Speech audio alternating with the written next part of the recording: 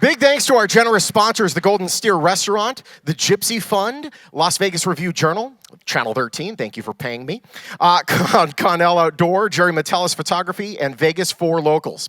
All right, guys, you ready to get this thing started? Let's do it.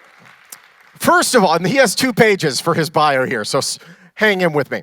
He's a former celebrity columnist for the Las Vegas Review-Journal. He was voted Best Print Journalist by the RJ Readers Poll in 2013 and 2014. He was the 2015 recipient of the Denver Press Club's prestigious Damon Runyon Award. He was honored by Saks Fifth Avenue in the 12th Annual Vegas Dozen Awards on April 29th, 2015. On 2017, he was his 75th birthday. It was named Norm Clark Day in Las Vegas on July 8th, 2017 by Mayor Carolyn Goodman. Please welcome award-winning journalist Norm Clark.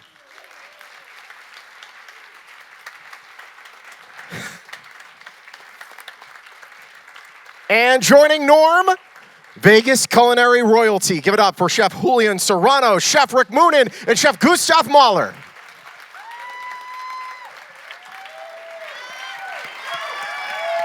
Yeah.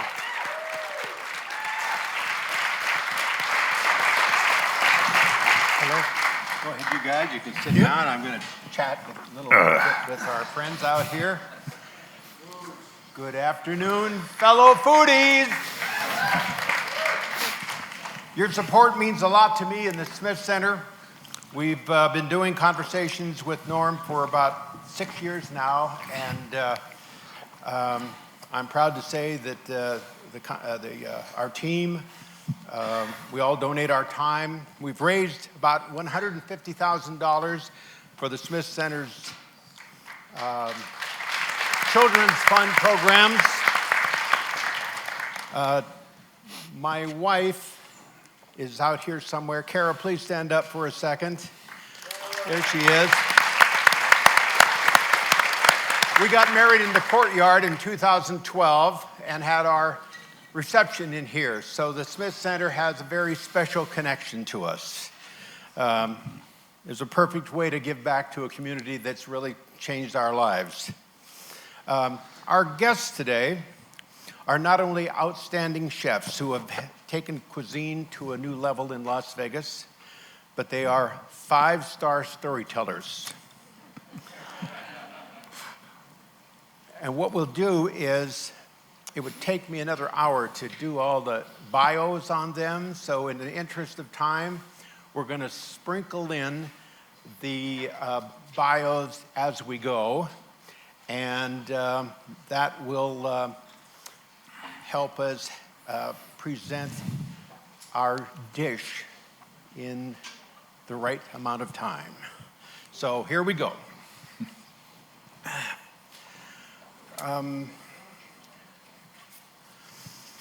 We're going to start with Julian Serrano. Julian grew up in Madrid. Soccer was your first love. You played at the highest level for your age group. As a teenager, you were assigned to cover top players who were 2 to 3 years older than you.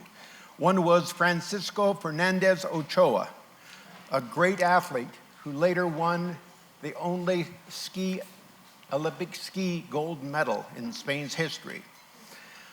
Julian was assigned to him. We'll talk about that later. He had a big future in soccer. Then one day, his world was turned upside down. Julian, how old were you, and what happened and where on that day?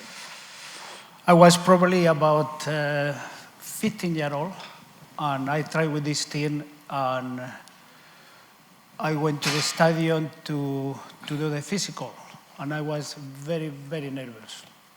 And I feel my heart went to get out from my body. And they asked me that I had to come back because they thinking maybe I have some problem with my heart. And I get very nervous. I go to my house, I tell my parents. I said, well, we never heard anything. Do you have any problem? You go to the doctor many times. And a couple of days after, I saw this friend of mine that I see for a long time in the street.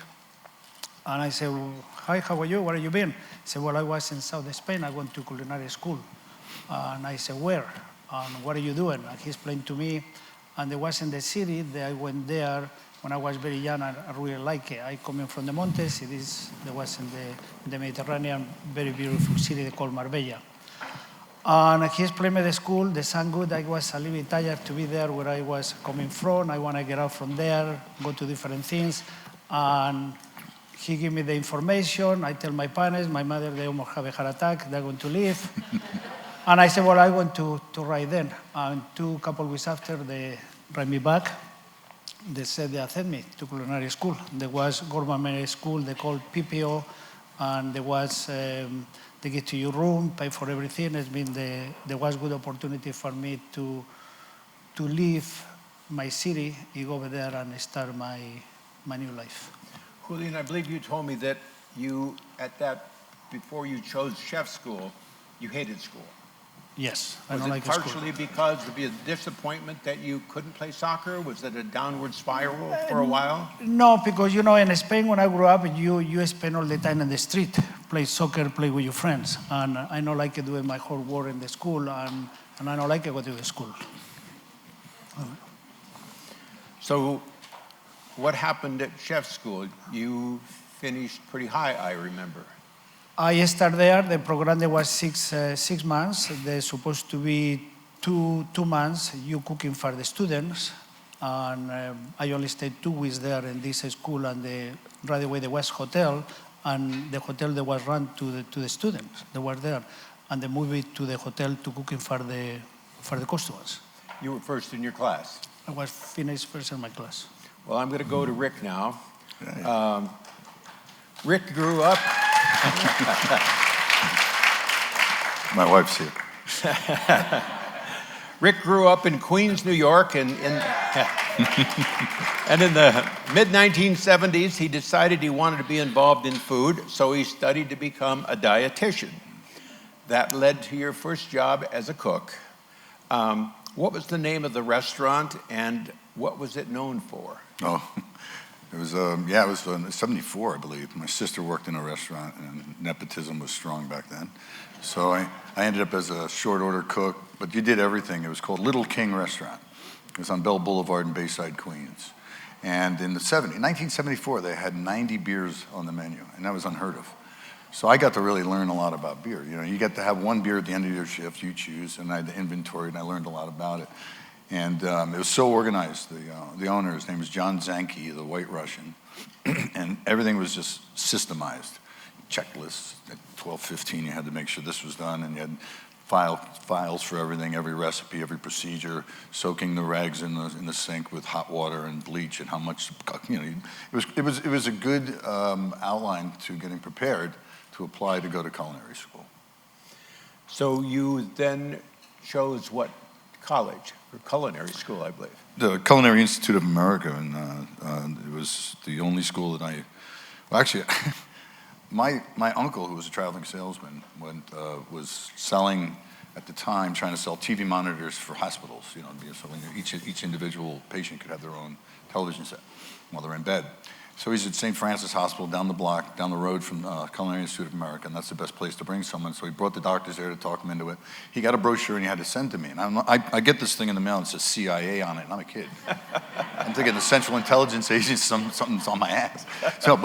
So I kind of just talked. I looked at these guys in weird hats. I threw in there the old toque blanche, So, and it was black and white. It was a magazine. It wasn't even a real, catalog or anything.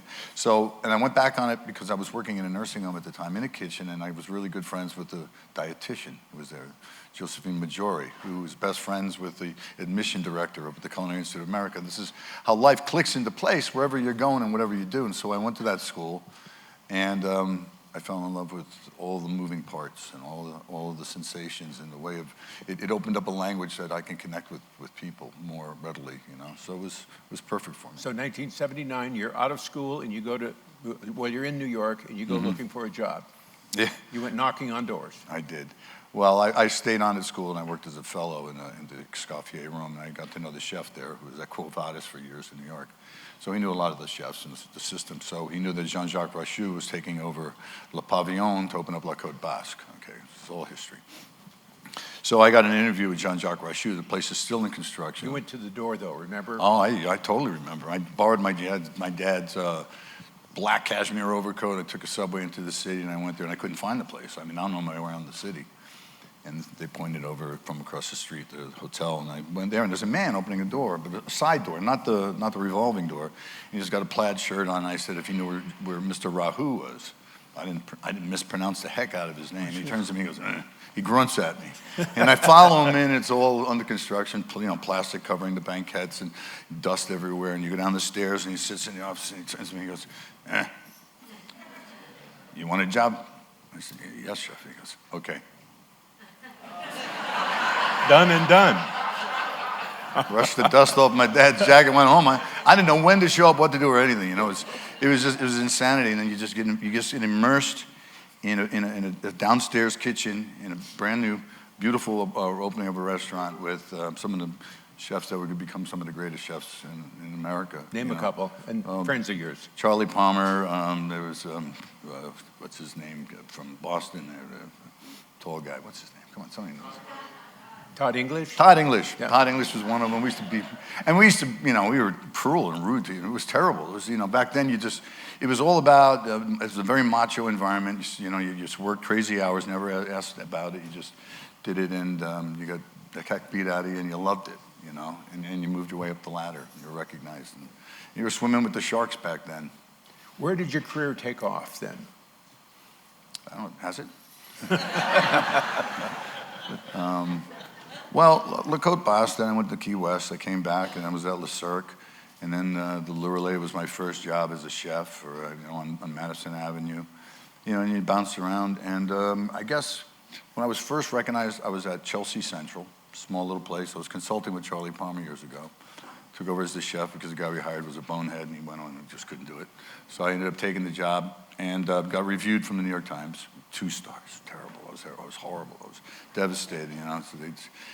So my pasta dish was not seasoned properly or some crap. How you'd almost kill yourself. And so and then I went to the Water Club, sister to the River Cafe. Got 3 stars there, and then I got and then subsequently many times I got 3 stars from the New York Times, and that's great. You were one of the few chefs that got 3 stars at 2 different All right, restaurants, when I was at Oceana, we had Molivos and Oceana, and I was overseeing both kitchens, and they both had 3 stars. So that's pretty cool, Yeah. It was insane, back in those days. It's all you did. It's all you did. I didn't even leave the city. I lived in New Jersey. I stayed in the city, because I had to be back the next day, and then you just controlled it. It was fun. I'd do it again. Thanks, Rick. Gustav Mauler is a native of Austria and knew very... It's my wife, Rick. Did your wife too? My wife's kicking me. He, a native of Austria, knew very early on what he wanted to do with his life, and he has a photo to prove it. Tell us about that. I'm 4 years old, I'm in a kindergarten, and I have a chef's outfit on, and I'm standing in the middle of the crowd, in front of everybody, just like this. Just like a chef should be. Just like you dressed down a chef, a fry cook. Yeah. And at what age did you have an inkling that you wanted to really get into it? I mean, was it that early? I was always in the kitchen. We lived outside of Vienna, basically on a farm. We grew the vegetables, and I raised rabbits and chickens, and we had 2 pigs. And when we slaughtered the pigs, it was like a feast, But I always worked in the kitchen. I always helped Mom. And when my neighbor had a restaurant, and he went into Vienna and apprenticed in one of the restaurants in Vienna, and so that's where I had the idea I could go and apprentice in a restaurant and learn and do the trade. And in Vienna, in Austria, we have a 3 and a 4 year apprenticeship deal, and I took a 4-year because I took 2 years of a chef and 2 years in the service. We even picture this: a server here has to go to school. We had to know how to carve a chicken and what's in whiskey and how do you make this. So it was really interesting. And when I became vice president of food and beverage at here, I knew so much about service, not just cooking. So it was really interesting. But I always knew, and I was 14, I became an apprentice in one of the leading restaurants in Vienna next to the city hall, and I loved every minute of it. Your mother clearly must have been excited, but how about your father? Dad thought it was a woman's job. It wasn't really for a man or a boy or somebody to get into. At that age, at that era. Yeah. But he couldn't convince me not to do it, because if today I would start all over again, I would do the same thing. I'd be the same committed, driven, love the profession. You have a terrific story about serving during your apprenticeship. You also had to serve your mandatory 9 months of military obligation. When did you start getting positive feedback about your chef skills? Actually, there were so many in the kitchen. I was the only chef. Everybody was a butcher, a baker, or something else but a chef. So when I started to cook, they were all taking notice, and I was properly trained already. And the general had a party at his. Was he a 5-star general? 5-star. Well, I don't know. To me, he was a general. But he had a party at his house, and so he asked the guy who was the boss of the kitchen. I'm not sure what his rank was. He probably was colonel or something. And could you have Mr. Mauler prepare this XYZ for us? So I was excited. I always was excited doing things, and I made this. What I thought at that time, I was a very young chef still, fabulous thing for them. They never had anything like this in the military. And of course, the general made sure I had some extra time off after I did this. I had, extended vacation from my military service. Remember what the menu was? I can tell you what it was, Rick. It was a special seafood buffet, because we do a big thing after Carnival, and so that Ash Wednesday, and even in the military, I did this big seafood buffet for this general, and it was just poached the salmon, did some lobster, did some stuff, and the guy in the base, they were like, "What the heck is this?" Never saw that before. But I got this, Norm. Don't worry. So then, you go ahead. So this is a chef's forum. I've been with Checky Green, I'm so sorry believe about me. Did you mentioned that the general had you over, but he had like 30 other officers over and their wives? It was a whole big group that I had to cook for all the hierarchy of the base, basically. But you have to understand, when not that many chefs enter. I mean, you had no choice. You had to go, and then it was a recruitment place, and with 1,500 people showed up every 3 months. And like I said, there was more bakers and butchers than chefs in there. So when there's a real chef cooking in the kitchen, it made a big difference in there. Yeah. So this was 1968. 68. Tell us what happened in 1968 while you were in the army. Well, Russia invades. There's the Prague Spring, where they were reforming and doing all kinds of stuff, and Russia invaded Czechoslovakia, and so now I was in a military base, and I was handed sharp ammunition to defend the country. I'm so glad there wasn't a war, because I'd rather cook. Militia than shoot bullets. So your first job takes you to Johannesburg, South Africa, where I believe you started cooking for the rich and famous. Would you talk about a couple of people you... I was in a fabulous hotel called the President Hotel, and I made lunch for Aristotle Onassis, which thought was an amazing thing, that type of person being in there. And we had Prince Bernhard of the Netherlands. I kept the menus. I'm one of these menu collectors. I'm sure my wife wants to throw them out one day, but I collect menus, and so I did this, and then I did Neil Armstrong and his wife. I did a special dinner for them, and I kept his personal autograph. Supposedly, he doesn't sign many autographs. Wow. So my friend wants to put it on eBay and sell it.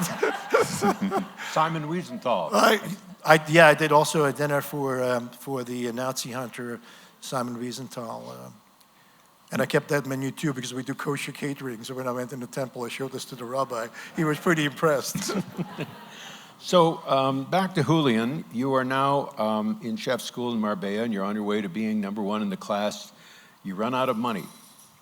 Most kids your age would have called their parents and asked for some financial help. I remember you telling me you didn't. Was it a pride thing, and why? Well, there was pride thing because my mother did not want me to go to Marbella. And she said to me many times, you make a mistake, you can stay here, but I decide to do it. This means I decide myself to go through whatever I had to go through to without ask the money to my parents. And I think this decision is why I'm here today. Because I can go through, they give me energies, they give me belief in myself. And even I have to go to restaurants, small restaurant, and sometimes eat and run. Yes. You know. We have something in common. I teased this all week on social media. Julian and I have something in common. We almost ended up in the same jail together. He, what would you call it in Spain? How do you say it in Spain? Eat and run. Correr, Something in dash. Dine Dine and dash, right? Anyway, my situation was I ran out of money. I was there with a girlfriend, and I had never in my life been without money or food. And I went to the grocery store one day and shoplifted a can of tuna fish. I took it back to our 75-cent a night pension to share with her, and she was so furious that she not only didn't want anything to do with the tuna, she wanted nothing to do with me. I went up into the mountains at the base of Marbella, beautiful mountains, and had my whole can of tuna fish with some goats. I'll never forget it. What Julian left off his story is that he had holes in his shoes. He didn't have enough money to buy new shoes, but when he walked out of that restaurant that night after dining and dashing, he ran 4 miles in rain because he was so convinced that the police... Nobody catch me. That somebody was... Yeah, nobody was going to catch him at all. In my case, I told my friend, when the money comes in, I'm going to take care of that. So when the money came in, I took her over, and she didn't speak enough Spanish to really help me out, and I could tell the manager was getting angry, and so she said, I think we should leave. And so I had the money in my hand, and I very surreptitiously left it on the counter. So I had clear conscience about making amends, and I left the money, and I think I was back in the good graces after that.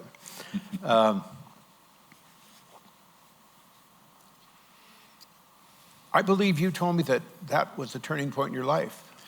Yeah, there were. But the reason I don't have money is because after I finished the school, I have a job for a short time, and I go back to my house in Christmas. And after I spend Christmas with my family, I decide to come back to Marbella, Costa del Sol. And then there was in the winter, and the season, there was dead. There was nobody there. The hotel that was closed, very slow. There was very seasonal, like 40 years ago. No jobs. No jobs. Yeah. It means I tried to find a job, but I don't find a job in any place because there was no jobs. And I have some money, but after a while, no money. It means, and it's when I decide to not call my parents for money. I decide to go through myself and to find a job sooner or later, and that's what I did, find a job sooner or later, and I said, well, this is the last time I'm going to be without a job in my life. And from this day, I always have money, I always have a job. There was good lesson that I never forgot, and I don't recommend to anybody to go through. But there were the point that making myself strong, and I said, well, if I do that, I can do it almost anything. and I was ready to travel, to go different countries, different places. They make me strong, they make me confidence in myself, and they make me proud. They go through something like that without doing nothing bad. So, yeah. After that stint in Marbella and I think Torremolinos for a while, you worked briefly on those jobs, and then you went to the Canary Islands for a while. Then you applied for jobs in Sweden and South Africa, and at the last minute, Carnival Cruise Lines offered you a job based out of Miami. You moved to. You did that, and I think you told me that a number of the magnitude of what you guys would put out in one day was just remarkable.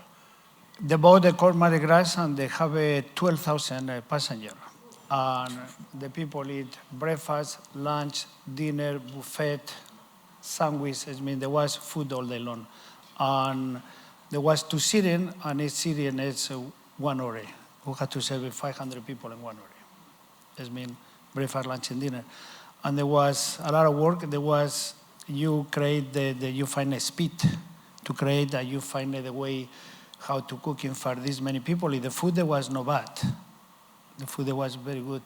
And I was very happy there for a short time because obvious and working in the boat cruises kind of being in jail. Run, working, run, working. And I don't like that, and I stayed there the short time, 1 year, and after that I found my way to Nashville, was it? To go to Nashville. Yeah. And after that I stayed in Nashville. I stayed a couple of years in Nashville. There was Fan City. The reason I decided to go to Nashville is because I was in Miami. Everybody there was a lot of Latinos. I feel like it was very difficult for me to get my legal paper to be here. And I was thinking Nashville, there was not many foreigner people, and it was easy. Well, there was, and Nashville, there was a great city for me, and I like Nashville. And in 1 year, I was the chef there in the restaurant there. They do my paper legally, and from there, I moved to San Francisco. 78? Was it 78? 78, something like that. Yeah. Okay. We'll talk about your restaurant stops in a couple minutes.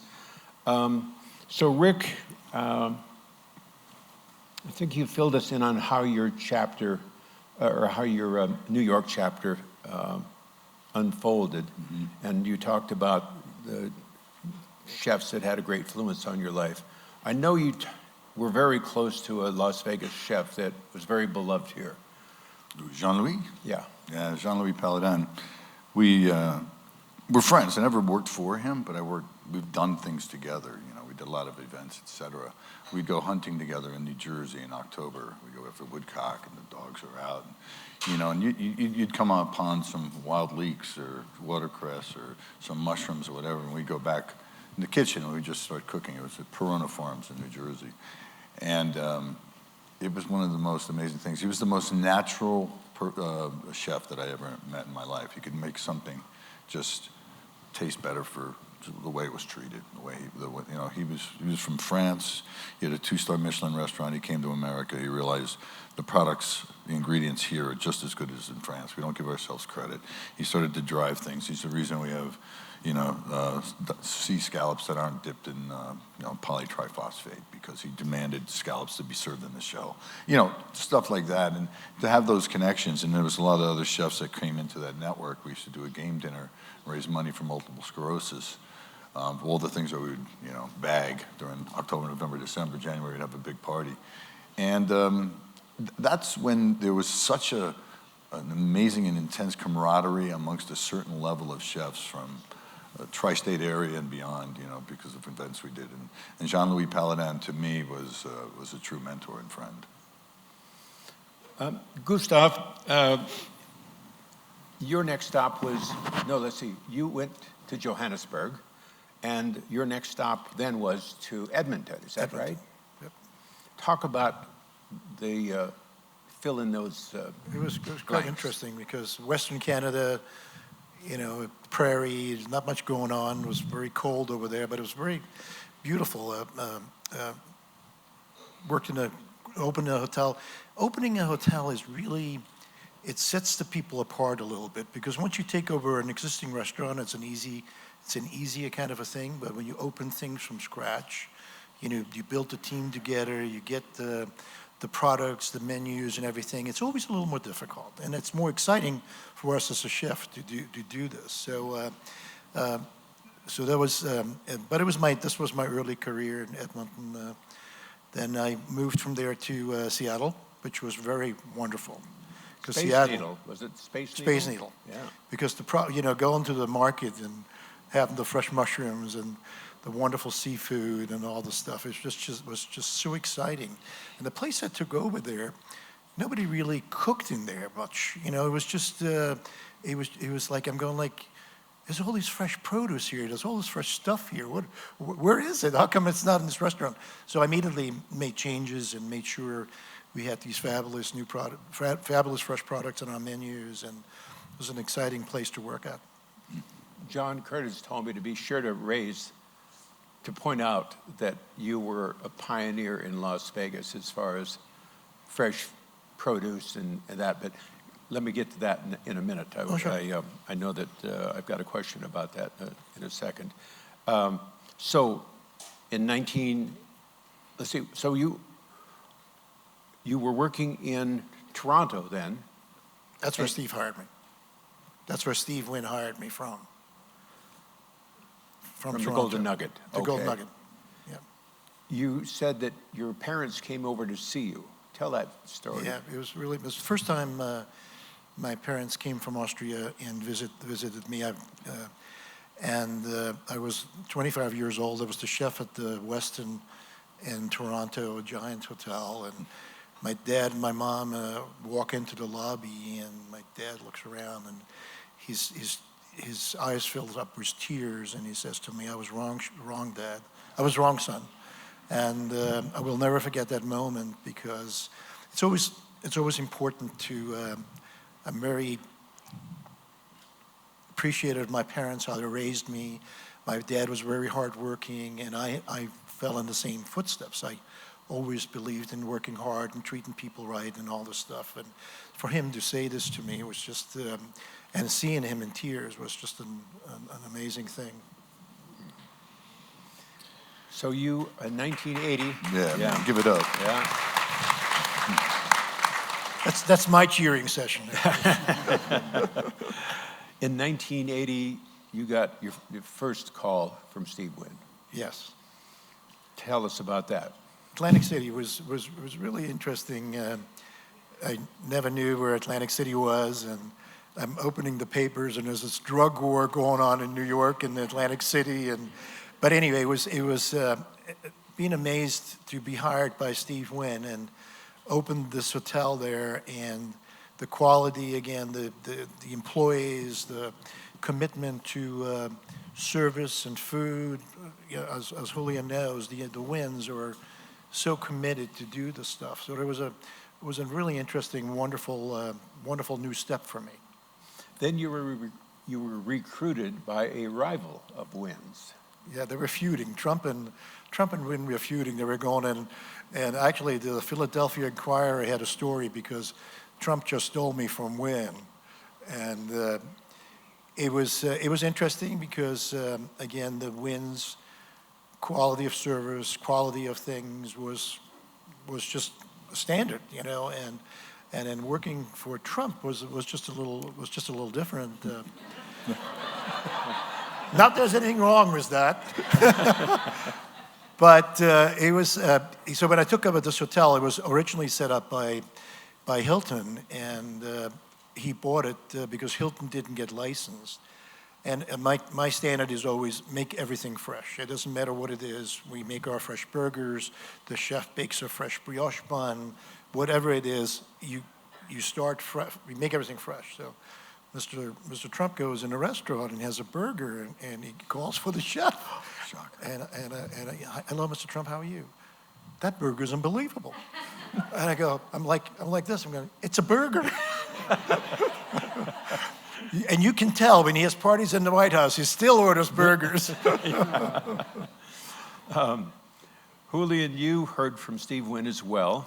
By now, you have won Top Chef honors in California. Tell us about some of the restaurants where you worked and where it took off for you. Well, the real restaurant take off, there was in San Francisco, the restaurant called Masas. There was the best restaurant in San Francisco, and the chef, there was Japanese guy, Masataka Kawayashi, and there was technically impossible to get table there. There was a small restaurant, 18 tables, and one day, we closed Sunday, Mondays. One day open Tuesday, the chef they no show up, and everybody was wondering because he was coming every day like 10, 11 o'clock, and somebody told us that he went to New York and he lost the plane or something like that. What really happened that somebody killed him the weekend, like Sunday. He never coming back. And there was a very sad story, and everybody was shot, the city, the cooks, everybody. And they don't know the restaurant they got to be open, closed. They decide to be open and offer to me the position to be the chef. And I was quite scared. I don't know if I was prepared or not, but I wanted a challenge, and I said yes. I said 2 years only. And there we start my career there. The restaurant continued to doing good. It was the best restaurant in San Francisco. From there, I stayed 14 years there. And when did you get the call from Wynn? I believe around 1998 was there. Bellagio No, was... 1990, yes, in the beginning of 1998, somebody called me. Kevin Stussy, there was the guy that called me. He was working for Wynn, and they told me about the Bellagio. Everybody knows about the Bellagio. They're going to open, blah, blah. Tell me, I said, well, if he asked me they wanted to do the best Spanish restaurant there. I said, that was not very interested to do Spanish food. And he said, okay. And I not heard nothing from him. I continued in San Francisco. 4 or 5 months after, they called me another person, the name Gamal Assis. He was working in the company, matter of fact. He was doing the same thing that Gustav was doing. There was the vice president of food and beverages. At this point, I don't know, there was in the Mirage or where he was in the West Point. But anyway, and he said he was interested to talking to me. I said, well, I'm interested, but I only interested to talking with Steve. He said, no problem, we can fly you to Las Vegas. He said, but only if I want to talk with Steve. I don't want to talk with nobody else. I said, okay, you're going to meet with Steve. And I went to the Mirage, I met him, went to the office. He was a very gentleman, very good, a very incredible sell person. He can sell anything. He talking about the Bellagio, that really now after 20 years is different, but when they opened the Bellagio, there was something absolutely incredible that happened not only in Vegas, in any place in the world. He told me about the restaurant. They wanted to put all the Picassos, original. They want to be this kind of money, this kind of thing. And I like the idea, but I don't like the idea of the Las Vegas. There was particular very tough situation for me in my private life. There was my wife that was very sick. She had a brain tumor. And my daughter was 12-year-old. And I liked the school. I liked San Francisco. I was very happy there. And I said, okay, give me thinking about. I go back to San Francisco, and really Las Vegas, that was out of my mind. And a couple of weeks after, or 1 week, he called me. He said, hey, how are you, Julian? I'm here in New York. I was talking about you. I was with Mr. Ross having the interview on the TV. I tell her about you. The Bellagio going to be the best hotel in the world. We want to change Las Vegas, blah, blah, blah, blah. Another meeting with him. And they have a meeting, we're talking about economics, we're talking about the things, and I go back to San Francisco, and kind of I don't like the idea so much, they coming back to Las Vegas. There was almost summer, very hot here. And one day he called me one more time and said, Julian, you have to make a decision. It's late for you and late for me. It's June. The hotel is supposed to open in October. You have to make a decision. And I'm thinking, and I make a decision to move into Las Vegas. Right there. And I think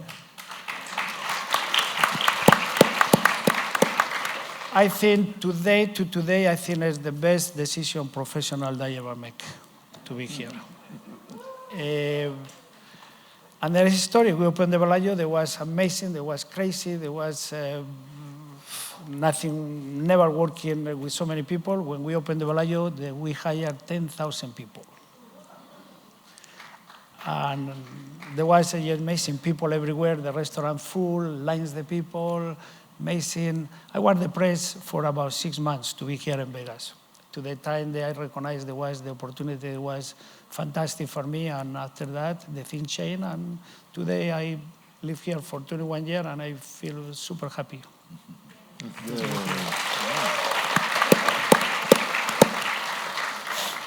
Rick, we are now up to the early 2000s.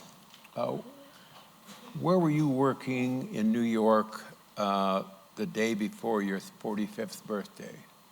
Was it the Water? The Water Club, yeah. Yeah. I was on the East River and 30th Street, working for Buzzy O'Keefe, the same owner at the River Cafe under the Brooklyn Bridge. And the day before your 45th birthday, you went fishing.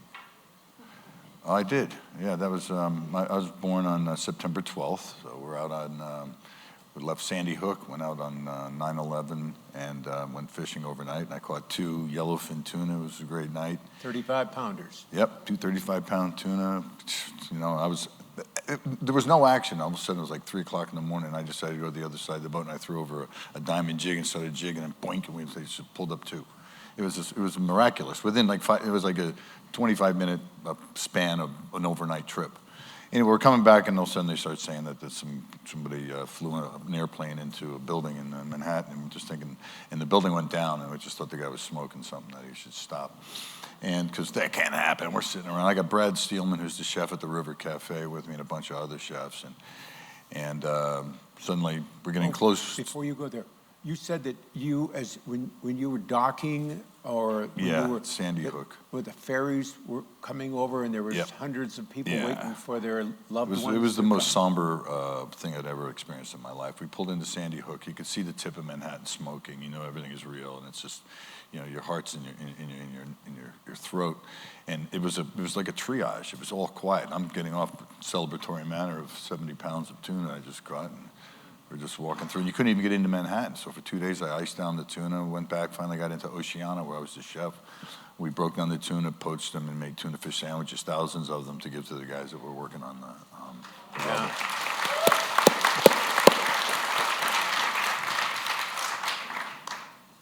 So, Rick, again, by 2005, you've earned the rare distinction of, as we mentioned earlier, being one of the very few chefs in New York to have 3 stars in 2 restaurants. Mm-hmm. How did you end up at Mandalay Bay in 2005? Oh, boy. Well, I got approached by Clark Wolf, who was consulting for Mandalay Bay at the time. They were starting to do their little Mandalay Place, a little bridge that connected to the Luxor. And he knew me as a seafood chef because of Oceana and the reputation I had gained there. And he wanted to do a seafood concept. And, you know, this is 2004. So there's not a lot of seafood restaurants or places that are known for good seafood in Las Vegas at the time. And he said, "What do you think?" I'm like, "Well, my buddy Charlie Palmer came out here and he's kicking ass. You know, what the hell, you know?" Well, I'll give it a thought. Never thought of Vegas. And then I came out here and I looked at it. It was amazing. And they made me an offer I couldn't refuse. You know, 2 people that were decision makers at Mandalay at the time came out and ate at my restaurant in New York, loved it. So we love your concept, bring it out, and the rest is history. So that's what brought me to Vegas. And then I just fell in love with it. Actually, in the beginning, I was a little bit nervous because there's a lot of restaurants that just didn't seem to be producing to the quality of the names that were attached to them. And I'm not pointing fingers at anyone, but I'm just saying, eh. So I went to Bradley Ogden's restaurant, and in there was embedded a culture of little kids that were just like kicking ass. There we go. And now today, you got Raul Parato's got BBDs and you know, over here, and you've got, you know, Adam Sobel and Gerald Chin that are basically running Michael Mina's restaurants. But out of that, I got a meal with chefs that cared, and I knew and I realized that there's a really good place to land, put your roots down, and make a difference. And that's what Vegas has been to me.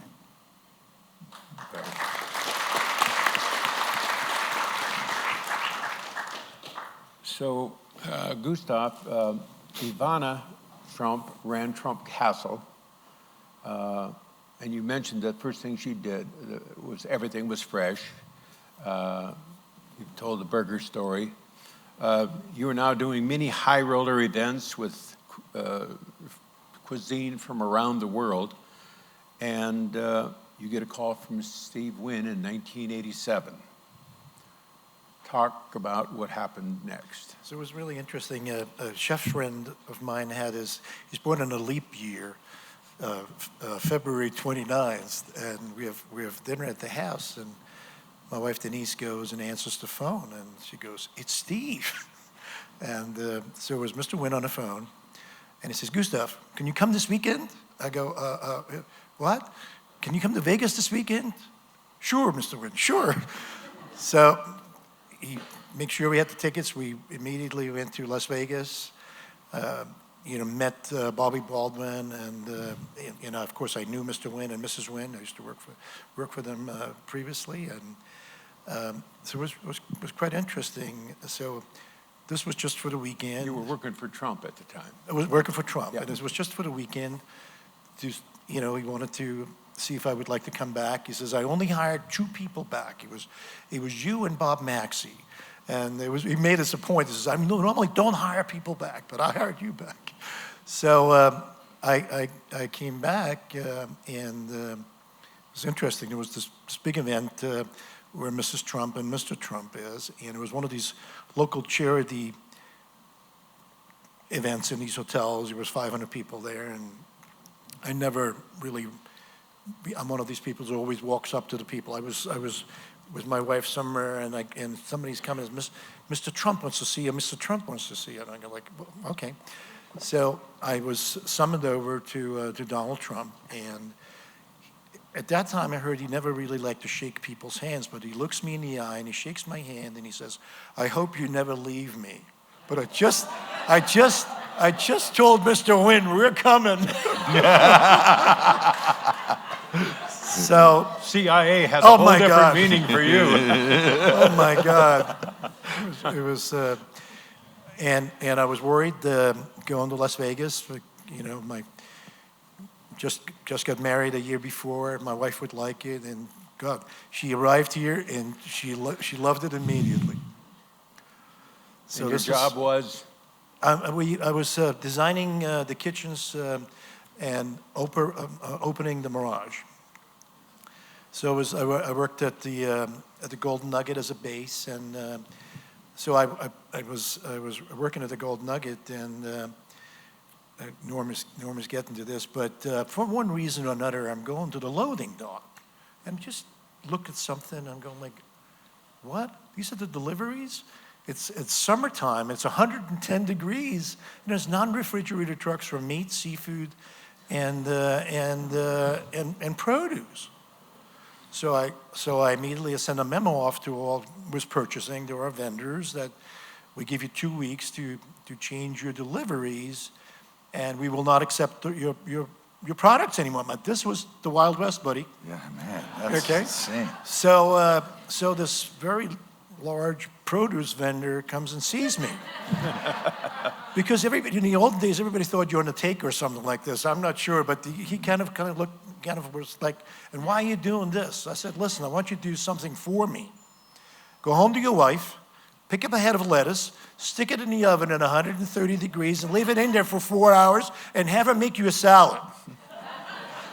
Never heard from him again. So, but that was the time.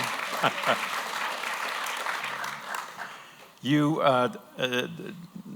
as all the chefs here have done many special dinners for Wynn, from Michael Jackson to Arnold Schwarzenegger, many of his friends. Tell the Clint Eastwood story and then follow with the Elaine Wynn story. So we were not told who this event was for and what this was for. We were just told to make a menu, and we had given a little direction. the bride was a little foodie, so they wanted specific things, and so we make this menu. But then when it was at Shatter Creek at Mr. Wynn's house, and so we get there, and as we get there, we find out who it is for. It's for Clint Eastwood. Of course, me and my crew, we were very excited to do this, but I see Mr. Eastwood coming off the golf course, and the wedding was supposed to start. So Mr. Wynn is pacing up and down, and finally says, "Gustav, go and get Clint." And I'm going like, "Okay, Mr. Wynn, I'm going to go and get Clint." And I was like, I had to walk over to the clubhouse, and again, what am I going to say to this guy? Hurry up! You're late. You're late for your wedding. Get the lead out, Oh my Dirty God! Harry. And it was like I was so happy as you walked out of the clubhouse. We're ready for you, Mr. Eastwood. That was pretty cool. And you said follow up.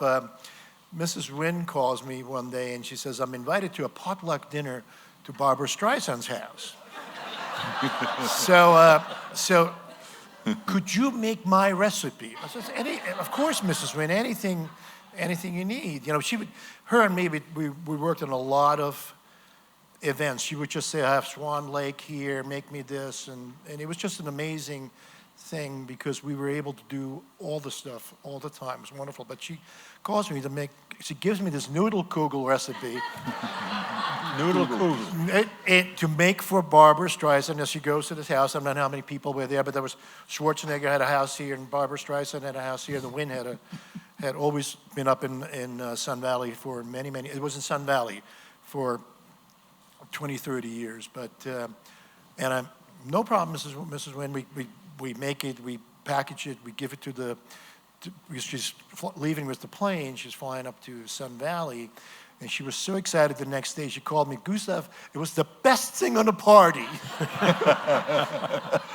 But it was her recipe, I have to say. It was her recipe. It wasn't my recipe. Julian, you joined Wynn in 1998, I believe you said, as executive chef at Picasso. You quickly established yourself as one of the top chefs in the U.S. 5-star Mobile Award, twice Best Chef, Southwest James Beard Competition, Best New Restaurant, James Beard Competition. Your home country also honored you as the best Spanish chef outside of Spain. As you were preparing for your trip to Spain, Steve Wynn says, "I want to go with you." And he and Elaine accompany you. Now, tell me what happened on that trip that was quite eventful. Well, he already left the Mirage company, and he come in to eat dinner with the name Dragone. This the guy that did the Cirque du Soleil, and also he did the Le Ref, the same person. I want to say hi to him, and he asked me what I'm doing. I tell him that I want to go to Spain to receive this award, and he said, I had to go to London. Maybe I'll go with you there. My secretary want to call you. I said, oh, okay. And the next day, the secretary, Doris, I think that was the name? Joyce was his assistant. Yeah. Joyce, they called me, say, Mr. Wynn told me that he want to go with you to Spain. What did you schedule, the days? I give to the days. And there was Steve Wynn in Spain. And one of the reasons that he wanted to come in there, he told me after, he wanted to see the Picasso, the painter they called Guernica. There's probably the more famous painting that Picasso ever make. There was the painting that was for many years in New York, and because Picasso, they said the painting they're not going to come into Spain to the time that Spain there was democratic. Before Spain there was run for the general, they were more like a dictatorship. And like 40 years ago, they became Spain democracy, and the painting coming to Spain. And he asked me, you know, Julian, I wanted to go to the museum to see the Guernica. I want to go to another museum.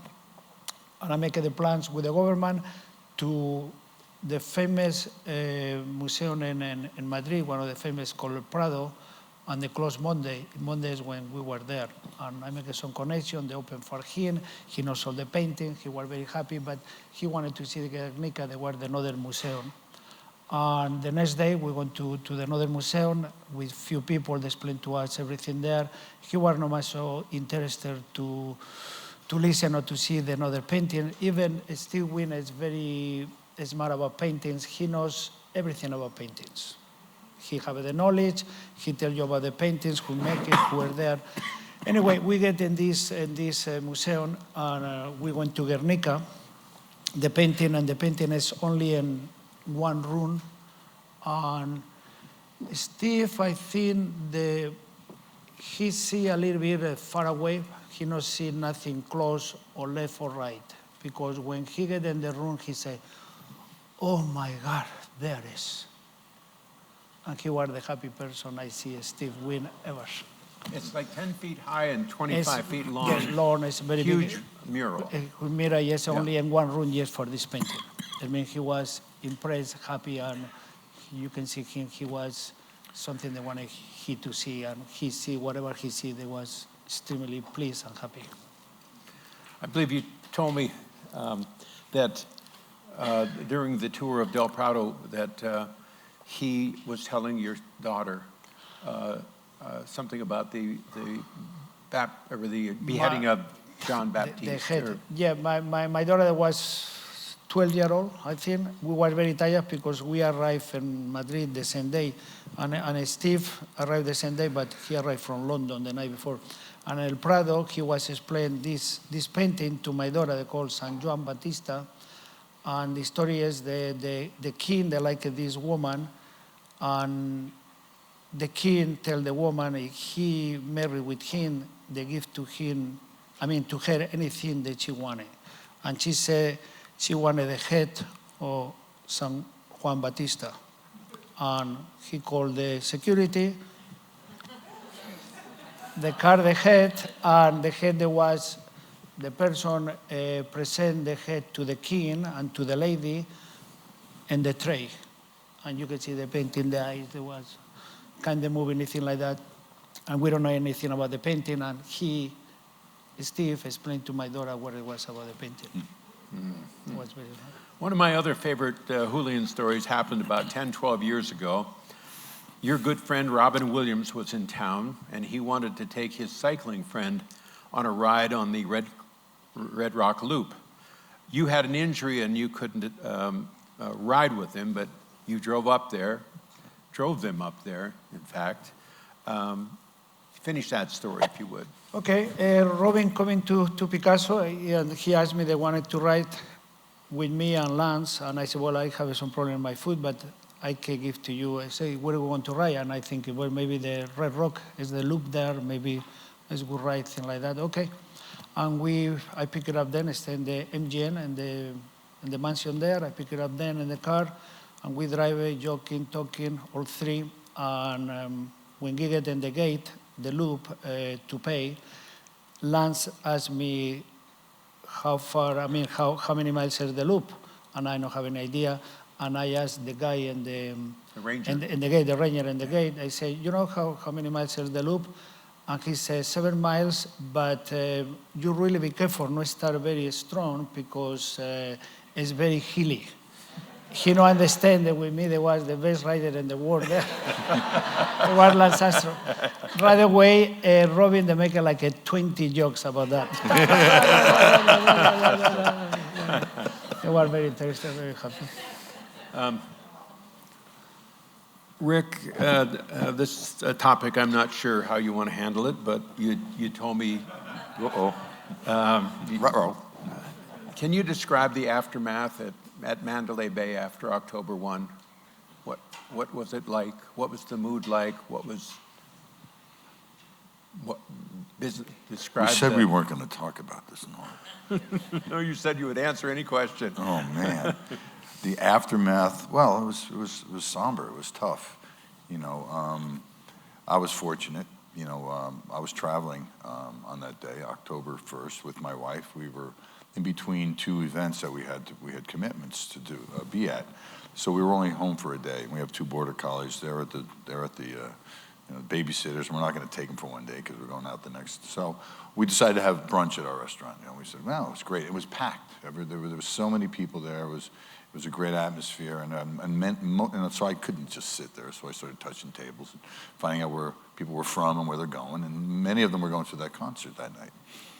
And when my wife and I, it was like 3:30, we were leaving, we were going back home, and as we're making a turn on Las Vegas Boulevard and the road to Mandalay, she saw the concert. She said, "Wow, there's a lot of Trump supporters going to there tonight," and insinuating that it's a target, and I just thought, like, that was weird. And then we pulled home, and I never shut my phone off. That night I shut my phone down because, I was home alone with my wife. So I woke up the next morning, my wife's screaming, "Oh my God," in the next room. I'm like, "What's going on?" And she's like, "Oh, there was a shooting last night at Mandalay." I'm like, "Oh man," like some Yahoo, couple of people type thing, And then when I saw the magnitude of it, I turned my phone on. It blew up. People from all around the world were wondering if I was okay. People ended up banging on our door to see if we were okay because we weren't answering our phone early. And the aftermath of it all was just, I survived 9/11 in New York, and we rebounded, et cetera. But there's a lot of aftermath of difficulty trying to market yourself, in a situation where it's a shutdown scenario because of crisis management. So that's about as deep as I want to go there, because, the rest of them, I ended up closing my restaurants about a year later. Talk about what you are doing now, because I know that you said that you were, I think your word you used, that you're in Shangri-La, right? Shangri-La, yeah. 62 years. I've been in the hospitality industry for 45 years, swimming with the sharks in New York and doing everything, et cetera. I was consulting with a company. They're based out of Houston, Texas, and they wanted. I ended up getting along with the owners so well, consulting. They're all steakhouses. Perry's Steakhouse and Grill. That's the brand. And they wanted to change some of the seafood items on their menu. They hired me to do that after we met. And in the midst of that, and the owner's like, I really like working with me. His birthday's like 2 days from mine, and we think the same. And so I ended up agreeing to doing a concept with them where I would create all the recipes and we'd do it together. So it's an American grill, and it's a reality now. But when I told them I had to shut down, and it's time to walk away. 14 years, good times. You don't have to perpetuate a situation that isn't inspiring you. And he said, "Don't go anywhere. I want to offer you a position with the company." So I said, "Okay." Waited. Made me a great offer. It's basically, I'm the master development chef. I'm doing all the creative work, creating recipes and plugging them into a system that has a great culture and infrastructure. And we're going to create a new concept called Carve. And the good news is, Perry's very much wants to open up a restaurant here in Vegas, and we've got spaces we're looking at. So I get to do something here, travel back and forth, and do what I love. I've done a lot of these recipes right in my own house, in my own, I got a pizza oven in the backyard and a grill and everything, and just throw parties because I have to do this recipe development anyway, so get friends, because we can invite over, we have parties and food, and it's good stuff. You told me that, tell the audience what teaching means to you. Teaching. Well, I was very fortunate. I went to culinary school and I worked under some great mentors. But always I wanted to teach at the end of my career because I was really fortunate to get in great restaurants and surround myself with great people, And I think I was there at the right time. And I would like to, somehow give that back, fold it back over on a generation that doesn't get what we experienced, And then, of course, previous generations are always trying to do so. And I think that I felt an obligation that teaching was something that I not only enjoy doing, but I felt very obligated to do it as well. So I get to do that in my present position as well. I'm teaching them, through recipe development. And, someday, you never know, might end up at the school, the school, CIA. Full circle. I would be remiss if I didn't ask about one of the things that many people know you for. Talk about your love of sustaining Well, sustainability, yes, the godfather of sustainability. So I don't know where that came from, but, well, I do, but it's. You want the beginning of it all? No, it's a long whatever story. the capsule version is. Well, How it- I believe I was fortunate to work with Eugene Bernard. He was the executive chef for Quo Vadis. It was a restaurant in New York City. And he took me under his wing, and he became my mentor. And he basically told me, you have to connect with and respect the products the building blocks of what we get to work with. You're lucky to get it. And when you can get the best quality, you need to know everything you can about it so that you can maintain that. You always want to keep that connection with, your carrots or whatever. You needed to know every product, and you know that extremely well and appreciate that. And he's like, and things change, life goes on, but don't change the integrity of the building blocks of what we know. And I'd like to give that back to current generations, and I get to do it while getting paid, which is awesome too. So. Sure. Gustav, I know this is a special day for you. I would like you to share with the audience its significance and talk about what you are most proudest of during your 30 years here. Well, it's a fabulous town. I mean, it's been so exciting here. When I came here, I was ordered to design the Mirage, and then I did Treasure Island, and I did Bellagio, and which was wonderful. And then I had this notion that I'm going to get into business myself. No, business is always difficult, so I opened Spiedini's 20 years ago at the JW Marriott, and I'm happy to tell you that this is my last day. I'm retiring. I'm retiring tonight.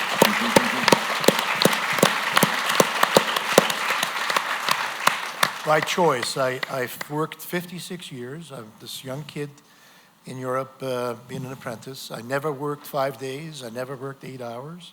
As we all chefs know, this is just, you're married to your job, and I'm so happy my wife always understood why I was working and taking care of things. But the last year, I just thought, it came into my mind, I said, you did so much, you worked so much, you did 20 years independent restaurant. I would like to retire. I'm going to turn 70 in 4 months.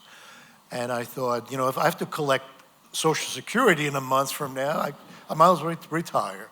So I was very happy. The hotel actually is taking the restaurant over, keeping the name, keeping the website, keeping the employees, and they will reopen again on Friday. So you will still see Spiedini's, but you won't see me. Oh, they'll pull you back in.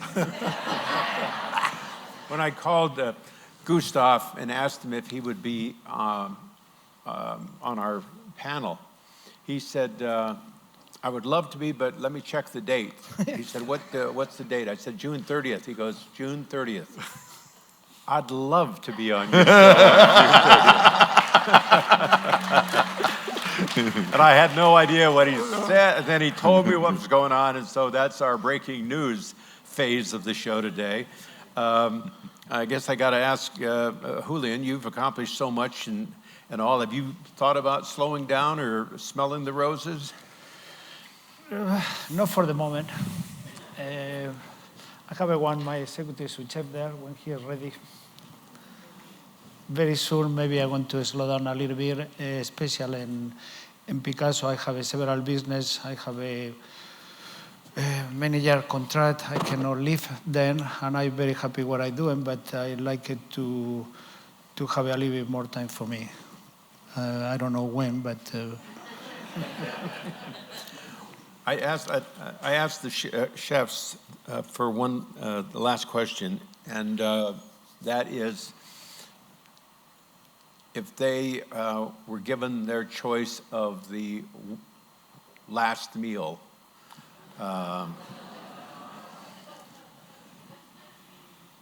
what they would select. So, Julian, we'll start with you.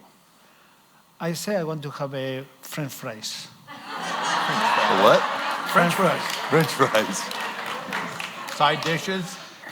French fries, maybe nice chicken, right there for the oven to the table, crispy skin, and yes, they do it for me. Wow.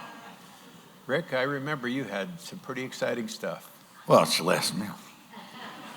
And I'm not picking up the tab. So I'd probably get oysters to start with, because I always loved oysters, the connection of the ocean taste in your mouth, you know, connecting with the, I love the ocean, so I'd definitely have that. Then I'd probably have turbot, which is one of the greatest fish. Best turbot I ever had was in Spain. You know, cooked, just grilled, skin on, just sticky fingers, and just loving the flavor of it with caviar, because lots and lots of caviar. No little spoons, lots of caviar. I remember roast squab. Squab's coming up. I'm going to skip the soup course, because that's okay. I got to save some room for the squab with foie gras, because, oh man, that's one of the best birds I've ever had in my life. It just tastes so delicious. And entree. I don't know, you're going to have to remind me what? What? Squabs are little. They're tiny. Oh, Julian, I forgot to ask what your dessert would be. I say like a good flan. Good flan there, nice flan. Rick?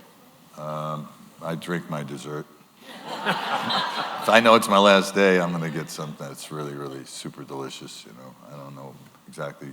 A port, maybe. Nice glass port or a bottle. That's good. You know, I mean, a really good port. I know that Gustav has a very emotional tie to what your meal would be. Well, it was my mom's Sunday meal. You know, we have a traditional boiled beef on Sunday. It's called a Tafelspitz, which is a wonderful piece. It's actually more popular in Vienna than a filet, and it's we get it when we go to the restaurants in Vienna. My wife and I travel, and I actually took my friends in the first row there. To get a copper pot, and there's the broth in that. There is the creamed spinach, the apple sauce with fresh horseradish. There's a chive sauce. There's these unbelievable potatoes, and it's like a whole smorgasbord. But before you start, you'd use the broth, the bouillon, with an herb crepe in it, and that'd be your first thing. And so this was our Sunday meal, and I want to honor my mom and obviously stick to my Sunday meal with that. And dessert, my pastry chef friend in town just made me a wonderful Napoleon cake, because if a Napoleon is done right, it's a fabulous dessert. So we just shared it the other night. My friend made it for me for my retirement. So Napoleon is thin layers of puff pastry with a cream in it, and then a fondant on top. It was very delicious. If it's crispy, it's good. Yeah. Well, folks, I can't thank these guys enough for their stories, and no doubt inspiring many up-and-coming chefs. Ladies and gentlemen, please join me in applauding these star chefs for their... Thank you. Yeah, thank you. Nice job. Thank you.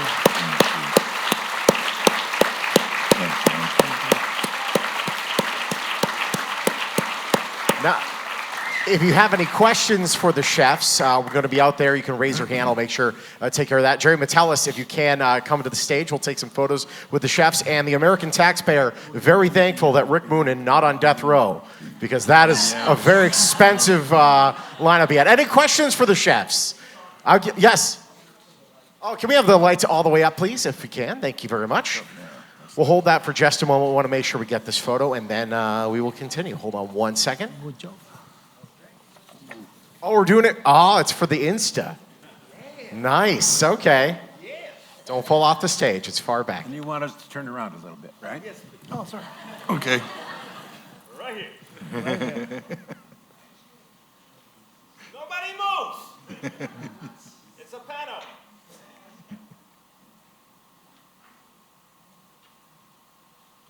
Well done. That was a good practice. There it is. Oh, one more. One more for safety. Yeah.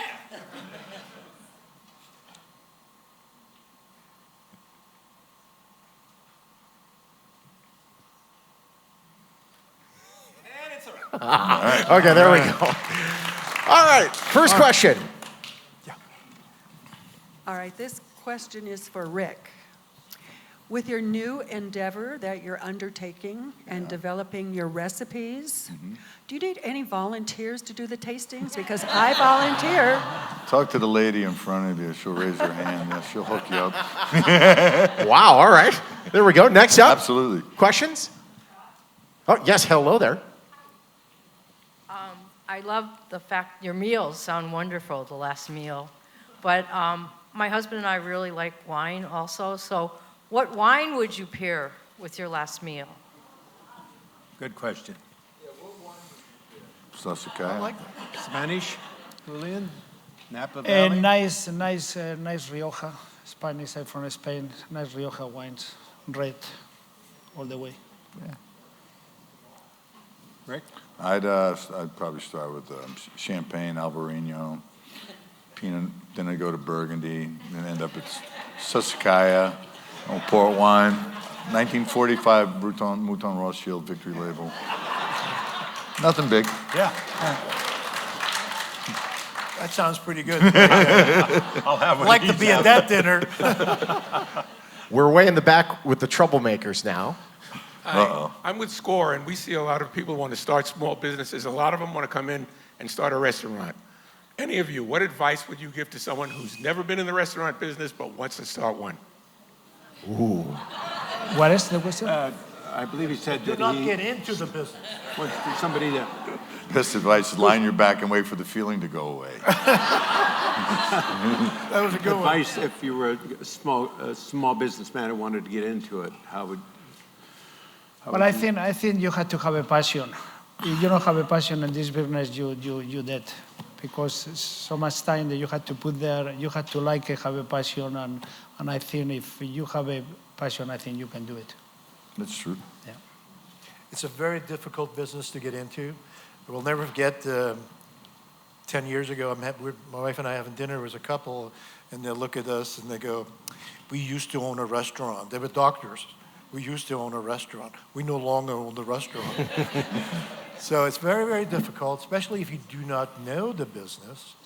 You know, there's so many obstacles in it, and you know, you can't trust everybody who's going to help you with it. It's different, you know, when Rick and I are in a business, we know the business and we can fix things and do things, but if you have never been in this business, it's a very, very difficult thing to get into. Would it start with apprenticeships? Is that what you would recommend, or? No, they want to go into business. They want to invest in a business. Oh, I see. That's difficult. I'm hearing a voice from above. Yes, sir. Oh, how did Trump and Eastwood react? Trump was like when I said, no, obviously I didn't tell him that I was leaving. I just told his wife on Monday, but he wasn't really happy, but which he never is. But Mr. Eastwood, I got really lucky because I didn't have to tell him he had to hurry up because he just came out of the locker room at Shadow Creek, and the house was just 5 minutes away. So I did not have to go knock on the door and says, "Would you please hurry up?" How about Clint Eastwood? Clint and there we go. I'm sorry, I apologize. We any more questions? Oh wow, we have a whole bunch. All right, up front, coming up. Boom, boom, boom, boom, boom. Yes. So my question is, if you could have anyone cook for you, who would that chef be? Living or dead? She's asking who would she have make, or who would they have make their meal? For me, Brian.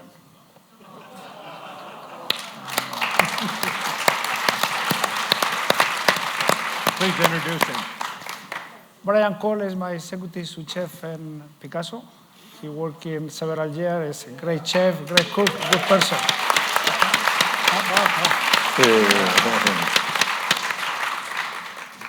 Go ahead, Rick. I've always wanted to taste Salvatore Dali's food. I don't know. So it'd be kind of cool. But living, alive? No, he really liked. He didn't like something weird though. some celery or something, or spinach. She didn't like spinach. Anyway, living. Who would I have cook for me? Doesn't have to be living. Well, then that's it, Salvatore Dali. So I just think that'd be cool. That's my answer. Well, it's very difficult. If I want to get another meal cooked, I better send my wife. But, Smart man. I thought of that. you know, but I tasted her turbo. wasn't that good? Mine wouldn't try the turbo. Any other questions? Yes. So we have two. Ladies first. Good evening. Thank you so much. Great question is a restaurant that you would all recommend here in Las Vegas that is not represented on stage. What was that? A restaurant that you guys don't run that you'd suggest. Oh, okay. What kind of food? What kind of food? Any kind of food? You want a strip restaurant or out the strip? Oh.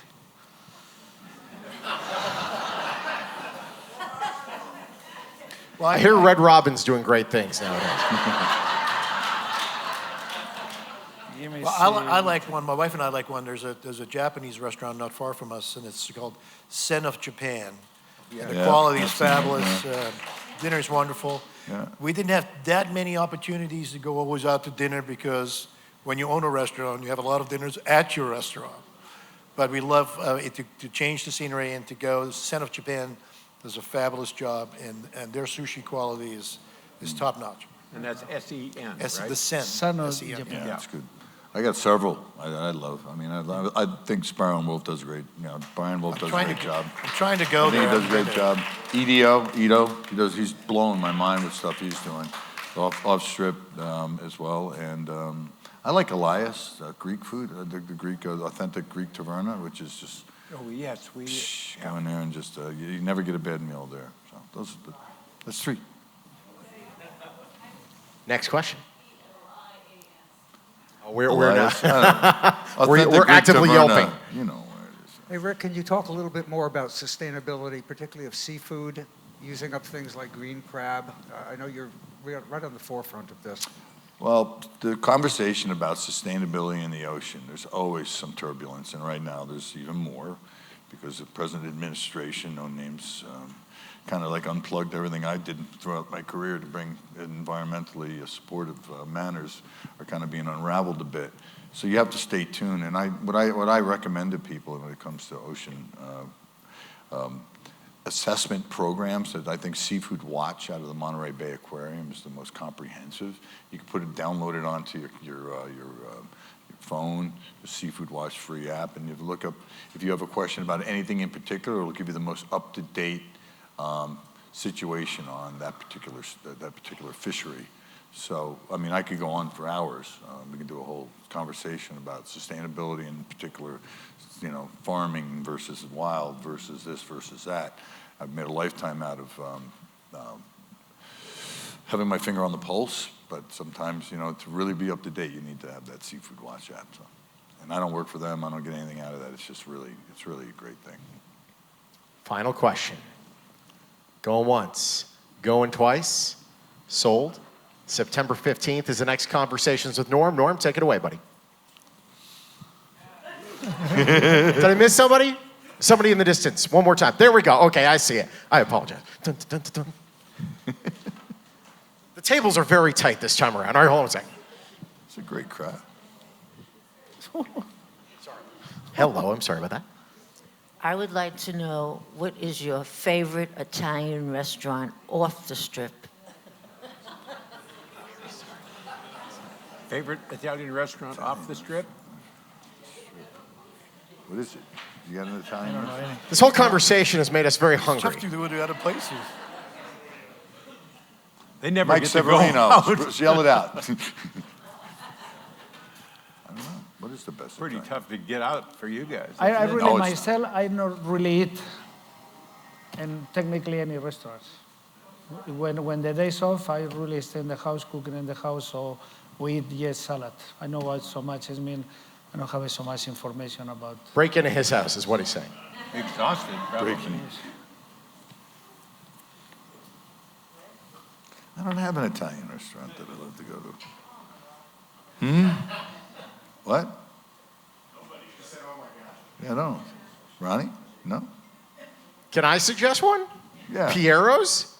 Love Piero's. It's barely off the strip. Next question.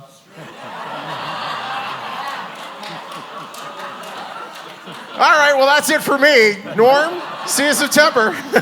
Over to you, buddy. Let's give him one more He's hand. dating Pia folks. Zadora. Yeah.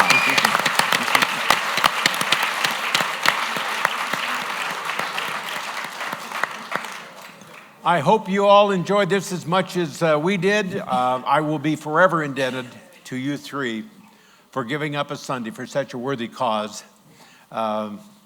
We couldn't have done this without the support of our generous and supportive sponsors, the Golden Steer Restaurant, the Angel Fund, Las Vegas Review-Journal, KTNV Channel 13. Thank you, Sean. Connell Outdoor, Las Vegas for Locals, Jerry Metellus Photography. By the way, go to norm.vegas tomorrow, and we'll have a picture of the pano of the thing, and you're going to be surprised. You can see how clear your face will be in this picture. That's for the small price of $100 each. Cinematic Memory, thank you very much, Ches, for helping us for the last couple of years. You're great, and we wish you all the best in your next endeavor. My wife, Kara. Sean, again, thank Sean Tempesta. My assistant, Joanne Downey, who really, these guys know how much work she did. You should see how she decorated the room back there with chef hats and special pictures on it. Yeah. special everythings back there. Joanne and I were driving over here one day, 6-7 years ago, and I said I would really like to do something that I could give back to the community, and she went in and dropped something off, and then she came back out and said, you know, remember when you used to interview Tony Curtis at the library? What about the Smith Center? And the rest is history. So a very special thanks also goes out to Myron Martin, Glenn Meadis, and the entire Smith Center staff. They've been wonderful. Thanks again, and we'll see you back here on September 15th.